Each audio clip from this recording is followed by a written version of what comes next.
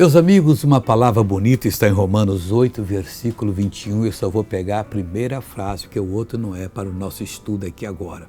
Mas é uma coisa bonita quando a palavra de Deus diz o seguinte: na esperança de que também a mesma criatura será liberta da servidão da corrupção.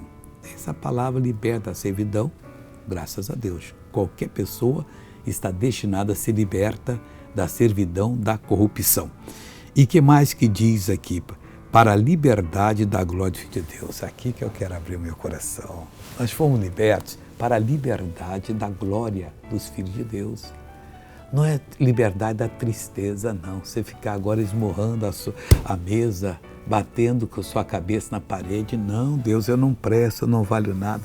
Você errou, confessa a Deus. Errou contra seu marido, contra sua esposa, vai lá e confessa. Contra seu patrão, vai lá e confessa. Não perca essa declaração aqui. Você foi liberto da corrupção para a liberdade da glória dos filhos de Deus. Vale mais que qualquer coisa. Veja essa pessoa abençoada. O que aconteceu? Eu tirei um tumor das costas quando eu tinha 16 anos. E há 2 meses atrás eu estava sentindo o tamanho de uma laranja. E agora sumiu. Olha que coisa linda! Você tinha 16 quando ele apareceu? Eu operei e eu tirei. E agora, uns 2 meses atrás, eu sentia do tamanho de um limão de novo e doía muito. E agora não tem mais nada? Ei, Jesus, história bonita, hein?